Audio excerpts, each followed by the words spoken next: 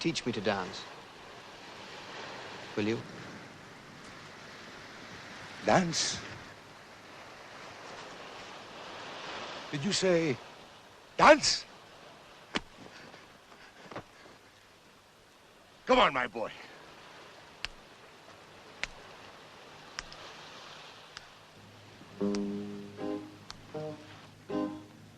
Together.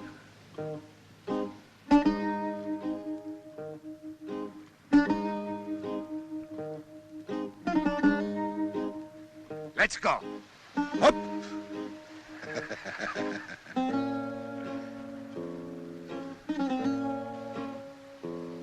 Again. Up.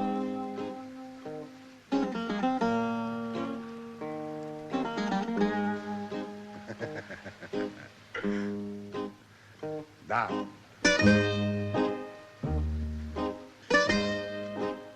Yasu Levendi. Boss, I have so much to tell you. I never loved a man more than you.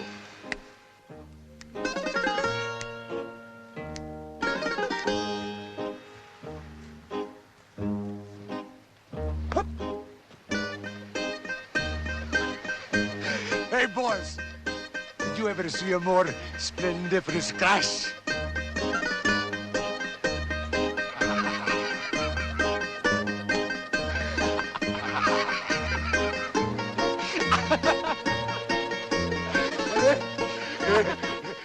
You can laugh too, huh? Hey, you laugh! You're so happy, all right. Especially the monks. The third time was the best. Nothing left. Hey!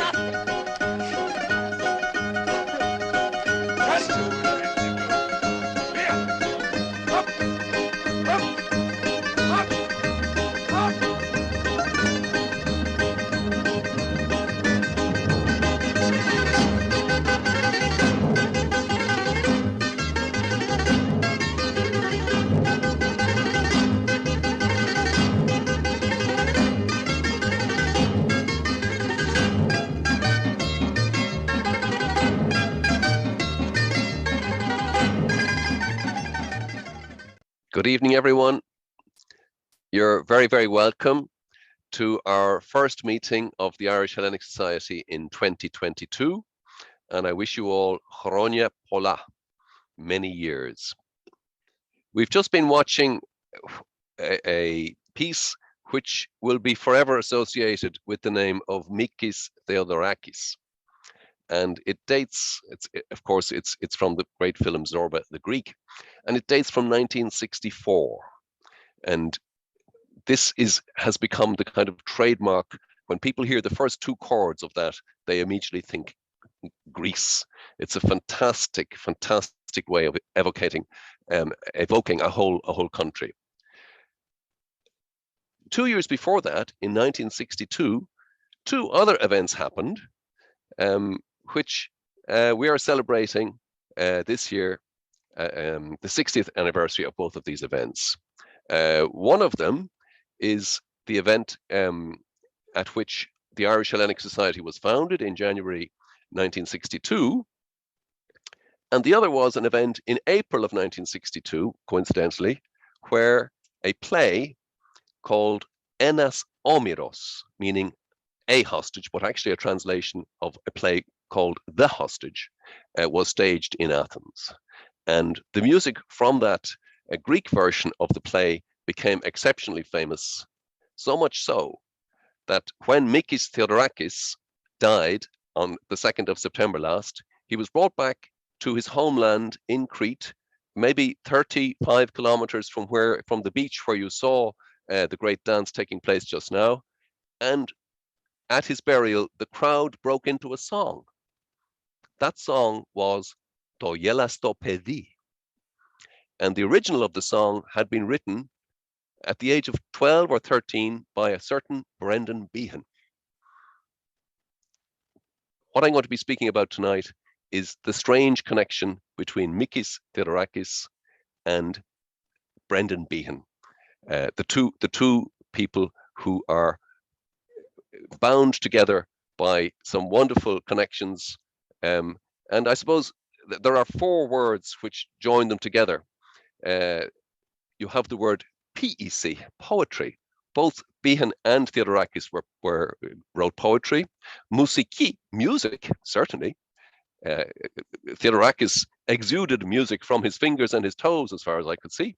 He was one of the most extraordinary composers who has ever existed. And I say that very deliberately, because he didn't just write Zorba the Greek, he wrote over 1,000 works, symphonies, operas, film scores, music for ballets, concertos, a huge, huge body of music. And it will take years for people to absorb everything that Míkis Theodorákis wrote. Drama, of course, theatre is going to be one of the major topics I'll be discussing. And in Míkis Theodorákis' life, politics was also a major factor, as it was in the life of Brendan Behan. Theodorakis was born in 1925, just 2 years after Brendan Behan. Behan died in 1964, the year the film Zorba came out, at the age of 41. So Theodorakis outlived him enormously. He died at the age of 96, and he was extremely productive. So there are some similarities between the two men, and also some great differences. We're just going to have a look at some pictures of Theodorakis. His background was, his ancestry on his father's side was from Crete, from the Chania, the western side of Crete, and on his mother's side was from Asia Minor, a place called Cheshmes, which was near the city of Izmir, what is nowadays called Izmir.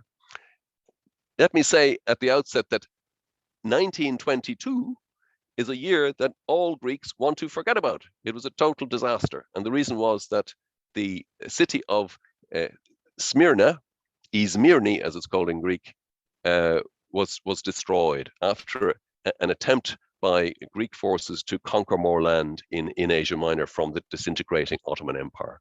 It failed miserably, and the population of the city were run into the sea and ended up in small boats coming across to the port of Athens in many cases, and elsewhere in Greece, but particularly to the port of Athens, and brought with them basically the clothes on their back and various cultural things such as the music, the instrumentation, including an instrument called the bouzouki. They also brought a culture of hashish dens, and some of the music which we associate with the bouzouki had its origin in hashish dens in the immigrant communities, the very, very, very poor immigrant communities in the area of Piraeus, starting in 1922 and onwards. It's known as the Asia Minor catastrophe. And as I say, it's a year that nobody wants to think about in Greece because of the devastating effect it had on the whole Greek nation.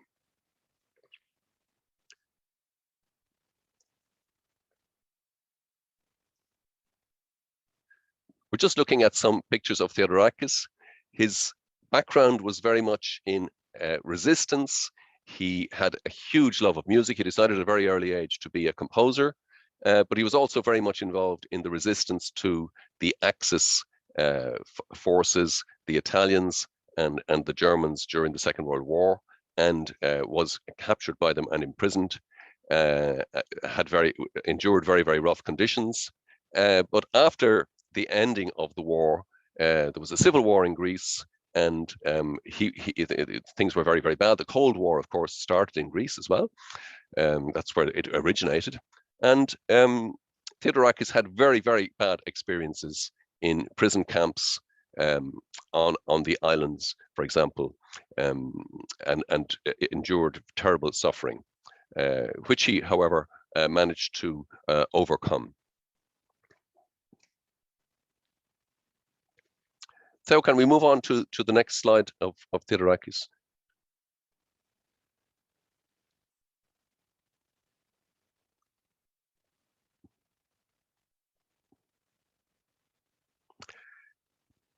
many of his most famous songs were sung by, here he is on the left, and on the right we have Maria Faranduri, who we discovered while she was still at school, and she essentially was his interpreter for many decades, and is still actually singing.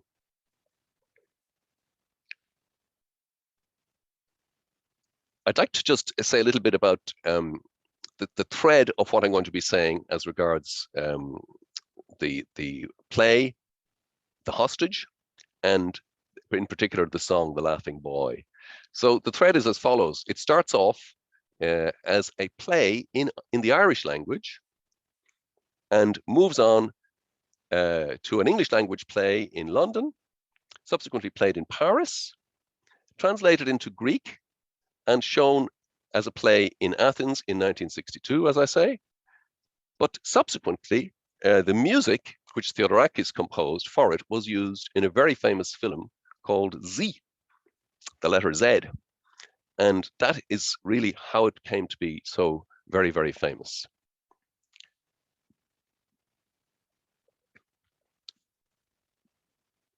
The song The Laughing Boy, in fact, is based on Michael Collins, whose 100th anniversary, the 100th anniversary of whose death occurs in August this year.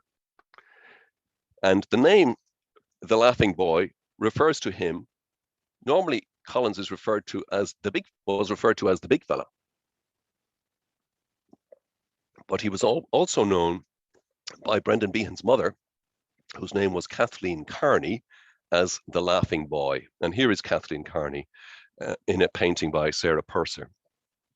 Kathleen Carney was from a very Republican family, and she herself had worked as a courier during the 1916 Rising. It was her brother who wrote the national anthem, Ireland's national anthem, A Soldier's Song, Paddy Carney.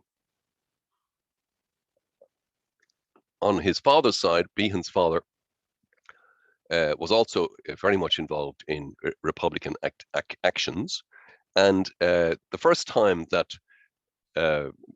Brendan Behan's father set eyes on the young Brendan was from a window in Kilmainham jail, where he had been interned.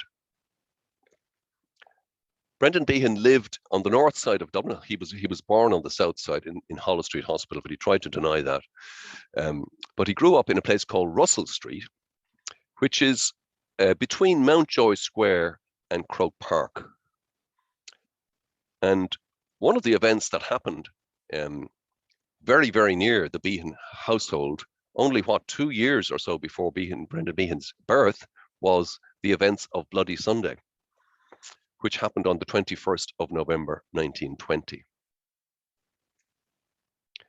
7 days after that, on the 28th of November, there was a huge attack in a place called Kilmichael against RIC auxiliaries, and 17 of whom were killed. It was one of the major actions in the Irish War of Independence. And when the musical version of The Hostage was staged in London, that was the first song which was sung in the play, and we will hear a bit of it later on. But to explain a bit about Behan, his Republican activities essentially combined with a terrible habit of drinking, which his grandmother started him on at a very early age, perhaps 8 or 9 years of age. He had a taste for drink as a very small boy, and it affected him throughout his whole life and eventually caused his very early death. But he was a very brilliant child. He had a huge advantage over other children in the area because his father had an enormous library. Even though they were living in a slum area, his father had a wonderful collection of books, and Brendan Behan was extremely well read. Also, his uncle was involved in the theatre business, so he had free tickets to the Queen's Theatre in Pearse Street, and any play he wanted to go and see, he could. So he had the theatre in his blood from a very early age. He also had a great background in the oral tradition. but he got involved at a very early age, at the age of 16, in Republican activities. He went over to Liverpool on a kind of solo run with bomb-making material and was captured within 12 hours and sent to Borstal for 3 years.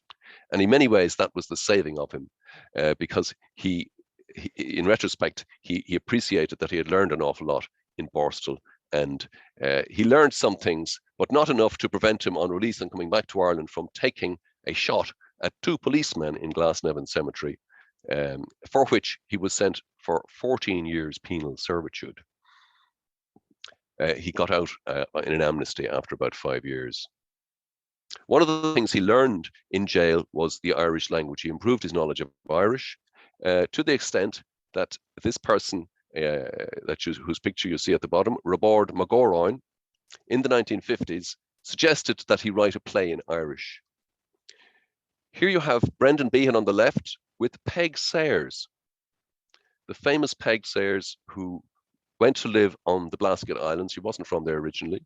And he improved his Irish, both while in jail and at the suggestion of Robord Magoroin, and wrote a play on the subject of a hostage taking.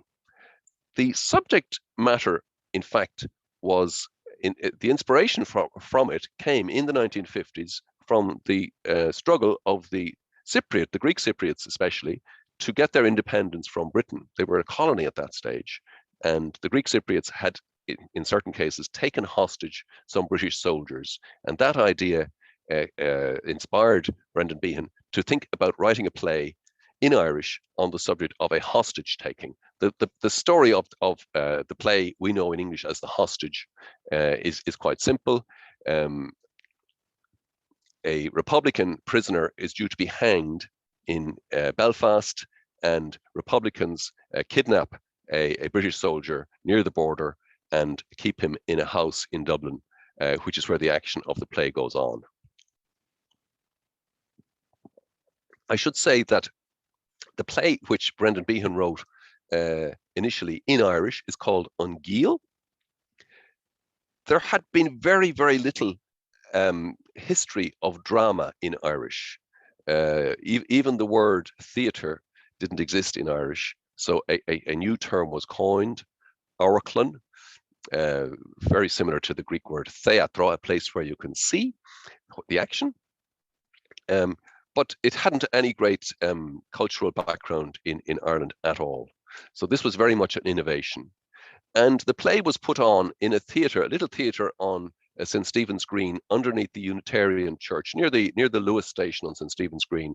The theatre was called Undamer, and it was shown for the very first time on the 16th of June, Bloomsday, in 1958, and it was a fantastic success. It was the very first play in Irish whose run had to be extended, and it was shown for a second week to full houses.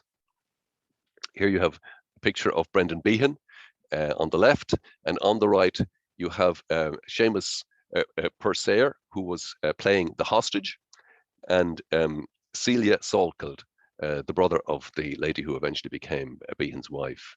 And you can see at the bottom of this slide here, Gael Lynn. This is the organization which was promoting Irish language plays and films, and very successfully so. The name of the theatre is Undamer. Underneath it says Star Oraclan, the history of a theatre. So the actual theatre is underneath the Unitarian Church, which you see there. The play was so successful that Behan immediately started translating it into English for a wider audience. And he got in contact with a lady called Joan Littlewood, who was running a theatre company in Stratford East in London. He translated the play into English, but crucially, he changed it from a tragedy into a comedy and added a huge amount of music and very topical references to what was going on both in England and in Ireland. And during the running of the play in October 1958, Behan would actually turn up on the stage and crack jokes of a very contemporary nature. The play moved to the West End of London. It was a great success. and subsequently moved to Broadway, also with great success. Very unusually, in 1959, the following year, the play won the first prize in a festival for English language drama in Paris. And as a result of that, Paris was very much the focus of cultural life in Europe at the time. And one of the people who had gone there in 1954 was Míkis Theodorákis on a scholarship. He was the top student in the Paris Conservatoire. And he spent a number of years in Paris until 1960. And he was extremely successful. He was a composer in the modern classical mode, and he was very much could have gone on to a fantastic career in musical composition, or also as a composer for music for films. So he wrote, for example, at the age of 24, the music for the film Ill Met by Moonlight. And he could, it was about the capturing of a German general in Crete during the Second World War. He could very easily have lived the rest of his life as a composer, and particularly as a composer for film music. However, in 1959, Theodorakis decided to turn his back on all that and to instead go back to Greece and write music which would be more attractive and more understandable to the ordinary person, which is what he did against all the odds. And he was very successful in doing this. And one of the first pieces of music which he composed in 1961 was the music for the Greek translation of The Hostage, which is called in Greek Énas Ómiros. In Greek, the title means a hostage. And the reason, I think, is because if you said the hostage in Greek, it would be Ómiros. And Ómiros means Homer, the ancient composer of the epics, the Iliad and the Odyssey. So Énas Ómiros, I think, had to be chosen for that reason. You know, he was a great soldier, Michael Collins. He was. He fought well for the old cause for 5 long years. He was a handsome man, the big fella. They called him the Laughing Boy. That's right, the Laughing Boy. Laughing The song you wrote. Oh, yes. Laughing Boy. I wrote a song. Hey, come on, give us it. Give him a note. Give him a drink. Come on. Thanks so much for the man.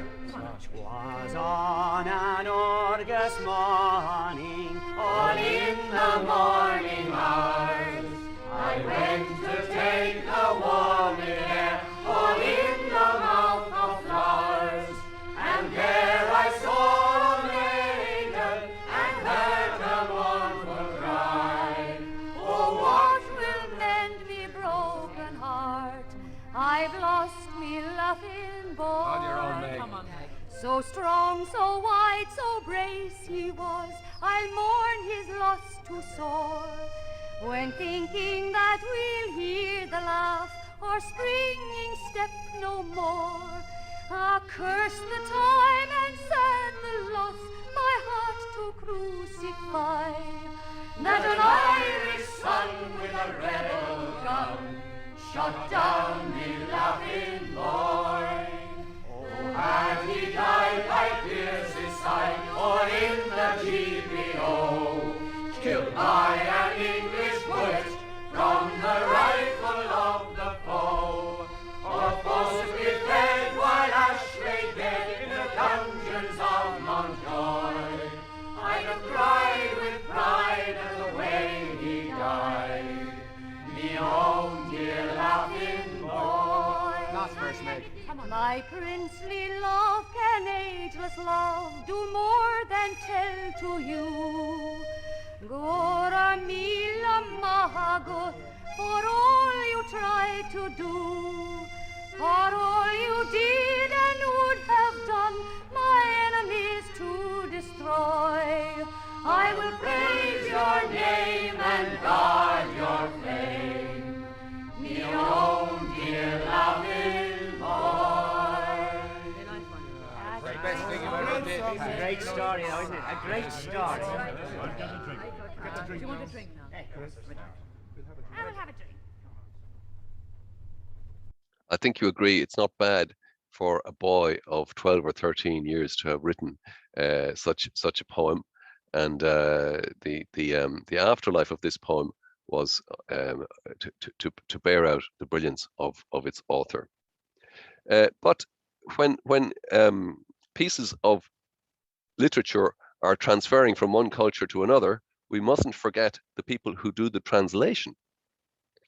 And Behan was very, very blessed in the translator he was able to find for his works, or rather that was found for his works. Behan never met Theodorakis, and he never met Vasilis Rotas, who was the person who translated him into Greek, together with his wife, Vula Damianakou. Vasilis Rotas was an extraordinary person. Vula Damianakou died only in 2016. Rotas had translated the whole of Shakespeare into Greek, into the Motiki, the demotic form of Greek. He had also translated a lot of Dostoevsky and Tolstoy. So he had a fantastic knowledge of the Greek language, as well as being able to understand what was going on in Behan's English. And I think also translating the play and the songs into Greek had the advantage that he had to make the play work in where the jokes that were being cracked would not be understood. He had to generalize, and I think that was actually to the improvement of the work. In October 1961, in Paris, Theodorakis put to music the songs from the play Énas Ómiros, The Hostage. And it was performed in April 1962 in Kolonaki. It's in a theatre which no longer exists, but it was a fantastic success.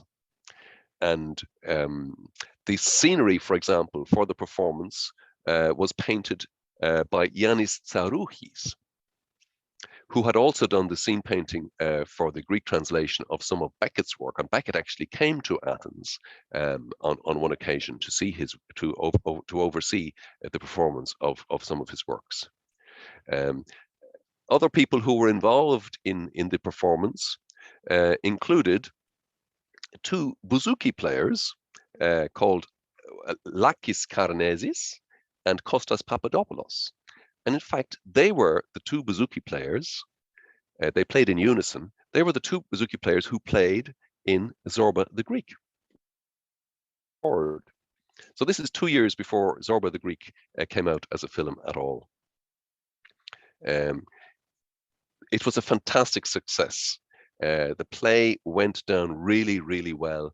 It was the right play for the moment, and it sparked great feeling of a change. This was the early 60s, and the 60s, of course, was the decade of the youth movement throughout the world, and went on, of course, later in 1968 in Paris to have great reverberations. However, things were not going to be going smoothly in Greece. In 1963, in May, a member of the Greek Parliament was giving a speech to a peace rally in Thessaloniki, and he was coshed to death during the rally in full sight of the police, with the connivance of the police, and an attempt was made to cover up this assassination. However, it was stiffly resisted, and eventually the culprits were actually found out. But the member of parliament, who was called Grigoris Lambrakis, was a close friend of Theodorakis, and Theodorakis took his place and was elected to parliament. And this did not go down well with the right wing in Greece. Theodorakis was using his musical talent to write songs which were, in the eyes of the police, the army, and the court, the royal court, which were antagonistic to their hold on power. And eventually, there was a coup on the 21st of April 1967, because elections were not, it looked as if the left-wing parties might win an election, and instead the tanks rolled in, and one of the first people on the wanted list, of course, was Míkis Theodorákis. He was treated very badly. At first, he was kept under house arrest. We're just going to look at some pictures of a place where he was kept in the Peloponnese. He was incommunicado. It was a very small village called Zatuna, and there weren't even any shops in this village. So to get any kind of goods, it was necessary to go down the hill and do shopping in the town of Dimitsana down the hill. He was there with his wife and children, and on each occasion, leaving Zatuna or coming back to Zatuna with the messages, his wife would be strip searched. His children were in school, but none of the other children would talk to him. It was exceptionally difficult. During his time there, he was able to receive some messages by devious means, which asked him, basically a film was going to be made about the assassination in Thessaloniki, the film that ended up with the title Z, or Z, which means he lives. The director was called Costa-Gavrás, and he wanted Theodorakis, he would have liked Theodorakis to write original music for the film, but that was not possible in his present circumstances. So instead, Míkis Theodorákis was able to smuggle out instructions on how to use his existing music as the soundtrack to the film, which is what happened. The messages were smuggled out in the buttons of his children's clothes. The children had to go to Athens to the dentist, and messages were concealed in the large buttons on their clothes, and he was able to make it clear which and in what order his existing composition for the hostage, Énas Ómiros, could be adapted for use in the film. And that is exactly what happened. It's an extremely exciting film. It's in French with subtitles in English, but it's very well worth seeing. And the music to it is very much based on the music for the hostage, Énas Ómiros.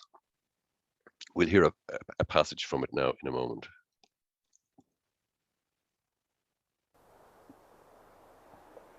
This is just to give you an idea of what it was like in Zatuna. This is in Arcadia. Την άλλη μέρα σκλάβος. Την Κυριακή ξημέρωμα με φώναξε ο χάρος. Κάψε του νου σου τα φτερά, τη σκέψη σου τα μάτια. Να μην θεωρείς τη φορά, να μην γρικάς τον πόνο. Πέλαγο, πέλαγο, πέλαγο βαθύ μου. Πέλαγο, πέλαγο, φέρε το. In dieser unwirtlichen Gegend, zu der es keinen Zugang gibt, glaubt die Junta Theodorakis von der Außenwelt abgeschirmt. Seine Familie darf er in die Verbannung mitnehmen. 10 Polizisten umringen sie Tag und Nacht, doch trotz aller Schikanen und Untersuchungen gelingt es ihnen immer wieder, Aufrufe und Kompositionen ins Ausland zu schmuggeln. Diese Tonbandaufnahme ist in Zatuna entstanden. Ein Fernsehteam konnte im Oktober 68 bis zu Theodorakis und seiner Familie vordringen und diese heimlichen Bilder machen.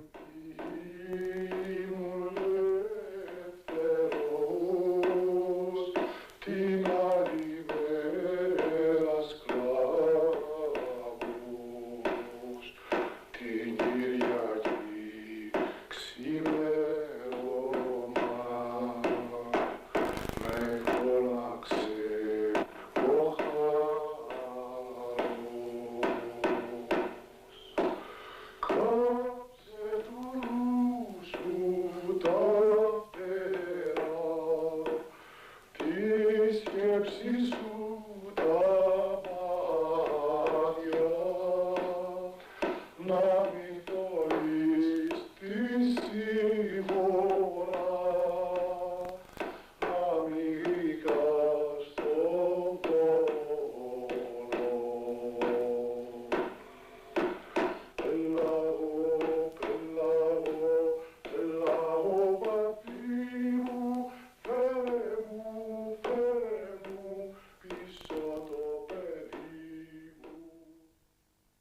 the film there was taken surreptitiously. In fact, the 10 policemen had no idea that they were being filmed at all. So we're just going to have a look at a short passage from the film Z.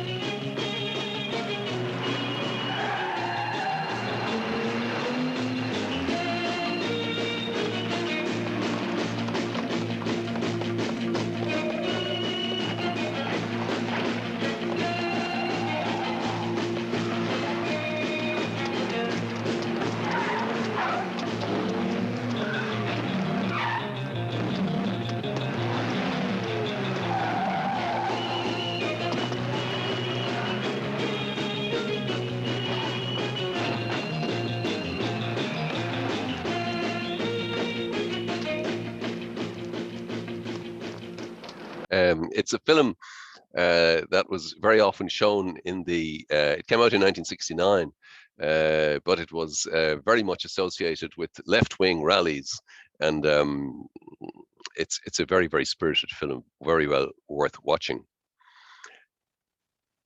Theodorakis was, of course, very much a left-wing person. However, he was a political maverick. He had experienced terrible hardships. He was interned on the island of Ikaria. He was interned in a concentration camp on the island of Makronisos. He was very lucky to survive with his life. 2 attempts were made to bury him alive, and he suffered very, very serious physical and mental wounds and tried to take his own life, in fact. But he overcame these awful odds. He had a fantastic spirit for fighting back. And of course, he was composing all the time. So his music was something that kept him on the straight and narrow. In the colonels, of course, had a regime which was exceptionally weird. They banned Shakespeare, Sophocles, all of the works of Theodorakis, needless to say. In fact, it was an offense to either play the works of Theodorakis or to listen to the works of Theodorakis. But lots of people were able to hear his works from the foreign radio stations, and they were well known. And many young people, in fact, sang them sotto voce in their own houses. But it was completely against the law. So eventually, because of his fame, and partly, in fact, because of the fame of the film Zorba the Greek, but also because he was so well known among artistic circles, particularly in the music area, classical music area, the authorities in Greece, the colonels, were prevailed upon and realized that it would be better if they released Theodorakis to allow him to go abroad, and he eventually was able to flee to Paris in 1971, I think it was. In 1973, on the 17th of November, a terrible event took place where students who were occupying the Polytechnic, very near the National Archaeological Museum in Athens, were attacked when a tank went in and killed numbers of them. And this was really a terrible act of desperation, and it foretold really the downfall of the colonel's regime. There was also an attempt subsequently in the following summer of '74 to divert attention and see if they could arrange a union of Cyprus with Greece. This completely backfired. And in 1974, in August, the Turkish troops came into Cyprus and occupied about 1/3 of northern Cyprus, causing a terrible number of deaths and a huge number of refugees. The result of it was that the colonels were completely, they became completely, they couldn't continue in power, and eventually Konstantinos Karamanlis came back from exile in Paris and took over the reins of power with the support, bizarrely, of Míkis Theodorákis. Because Theodorakis was very much a person of the left. Konstantinos Karamanlis had been a right-wing politician and was still, but the logic was that he was better than having tanks back on the street, and so he was able to get pretty well universal support from people on the basis that a working democracy was better than having the colonels still in power.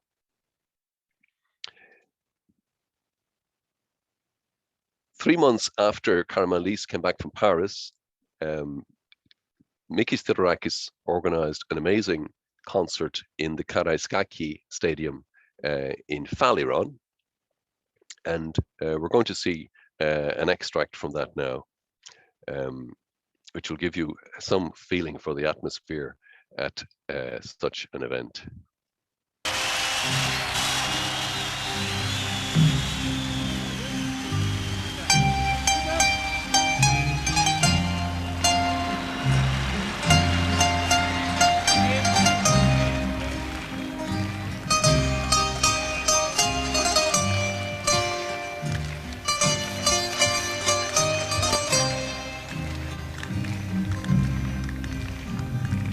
Ήταν 17 Νοέμβρη, πέρα στο μακρύ Μοσχά, φτάσαν τα χτυπητικά γέννη με τα μεταγωγικά.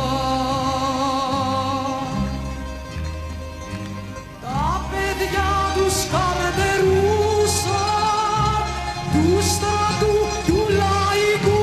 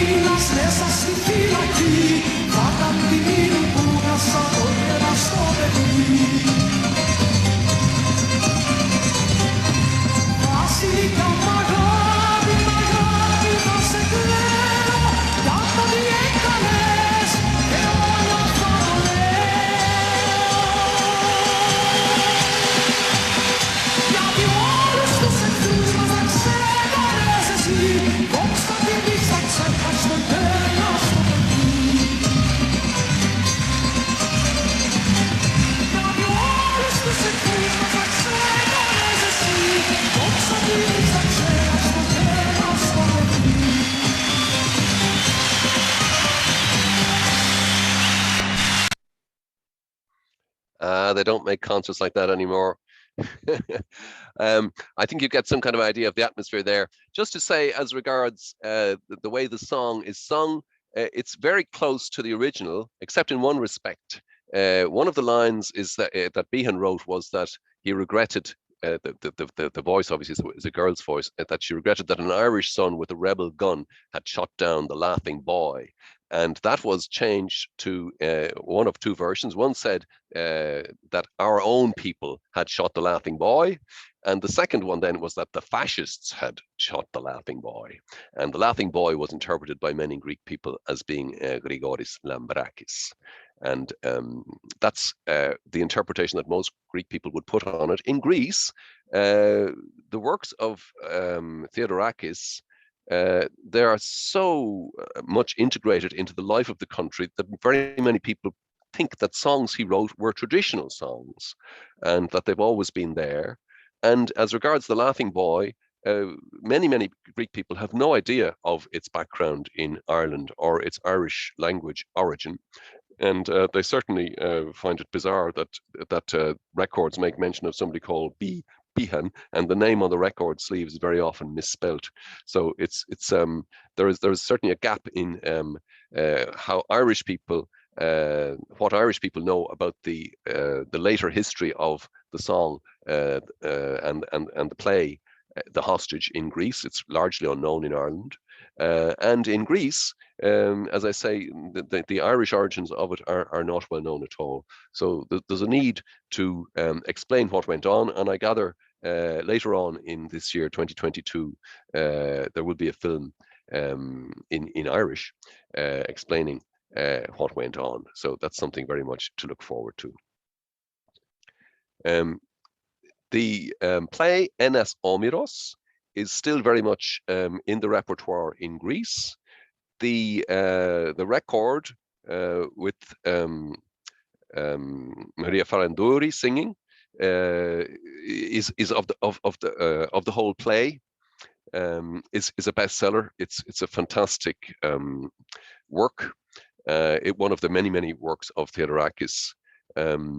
And of course, the film Z is, you can see it, for example, on YouTube. It's probably the easiest way to look at it. Very well worth listening to and watching. I certainly recommend them to you. Just for the last item we'd like to have a look at is it was a film that was made about 10 years ago of a staging of Énas Ómiros, the hostage, on a train in the Athenian suburb, fairly central suburb called Roof.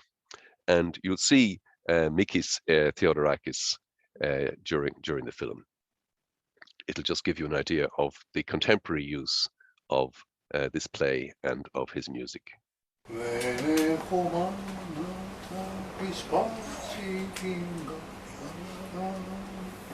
Ούτε πατέρα για να με περασπίσει.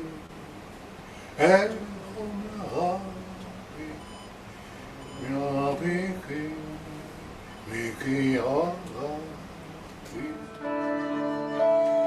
Τη μάνα σου μη την πετροβολάς, όταν πεθάνει αυτό θα σε πονάει. Τη μάνα σου μη την πετροβολάς, κάλλιο πατέρα σου πέτριες να φάει. Όταν όσο κάτι στην παλιά Ελλάδα έκανε νούτρο σε τουρκικό χαμάμι, ετριβόταν χερογραμμή και άχνει όλος από μπρος και από πίσω. Θα σου δώσω ένα τόπι χρυσό, να το παίζεις στο χολ με παιδιά. Αν με πάρεις, τερινόμαστε πια. Θα σου δώσω τα κλειδιά της καρδιάς μου και τα χρήματα όσα κι αν έχω. Αν με πάρεις, να μετέρησω πια.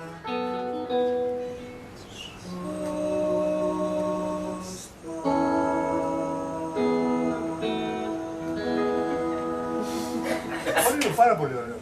Ντουετάκι. Τα πράγματα, εντάξει.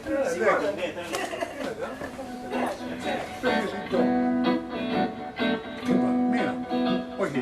Πώς δεν μιλά για τη λαμπρή, γιορτή ξανά νιώθω.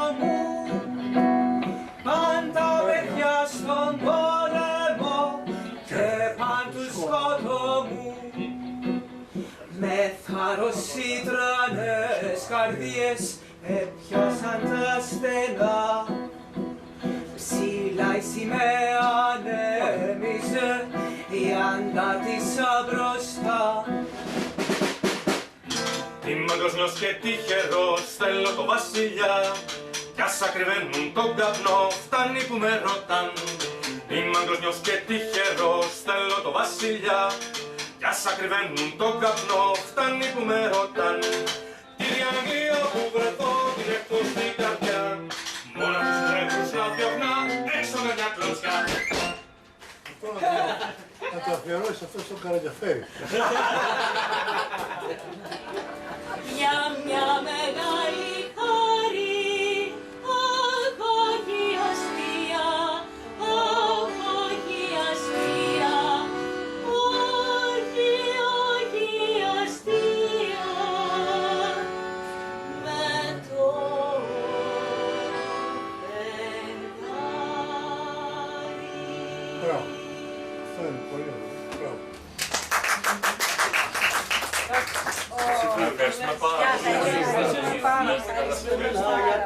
Ευχαριστούμε Έχουμε καλή επιτυχία. So there you have it. I think you get some idea of the atmosphere of joy that this work has brought.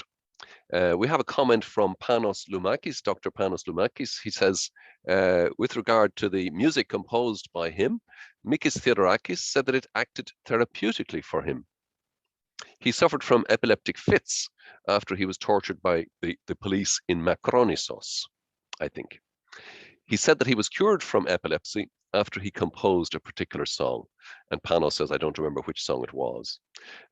But I think you'll agree that Míkis Theodorákis,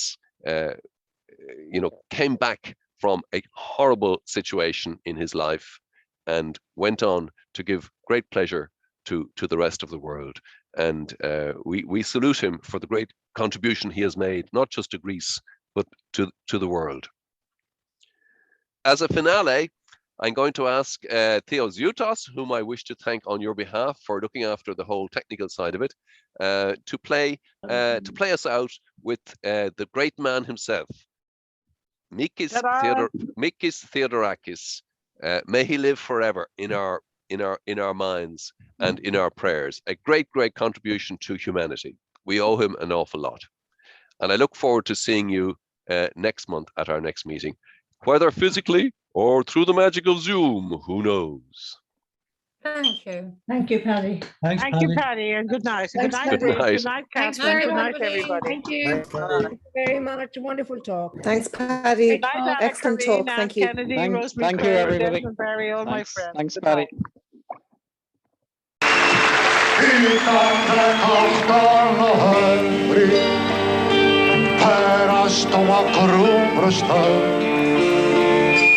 Φτάσαν τακτικοί πακέτοι με τα μεταγωγικά. Τα παιδιά τους καρτελούσαν του στρατού του λαϊκού και με τις χειροπομπίδες τους έκαναν παλατιού.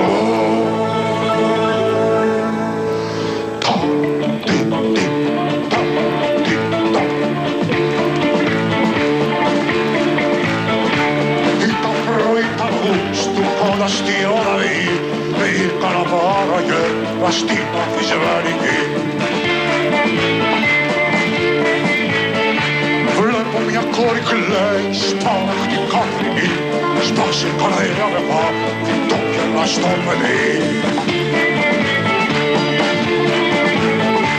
Είχε νοντριά και βάρος και πόδια τα θρυό, το πηδήχτα του φίλου, το γέλμα του γριό.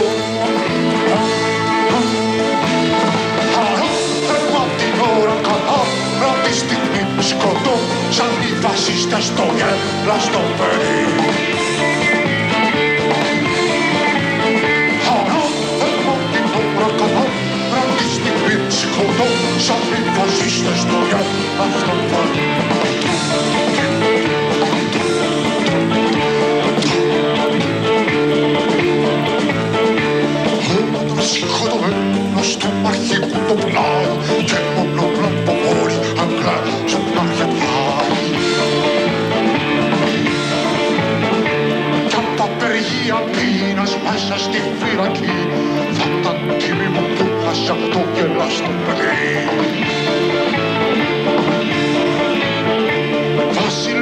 αγάπη, αγάπη θα στο λέω για το τι με έκανες, εγώ μια θα σε κλαίω.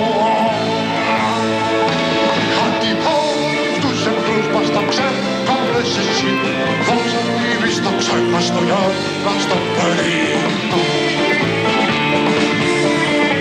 Γιατί τους εχθρούς μας τα ξέκαμπες εσύ, δώσα μύβεις τα ξέχαστο γέλαστό παιδί.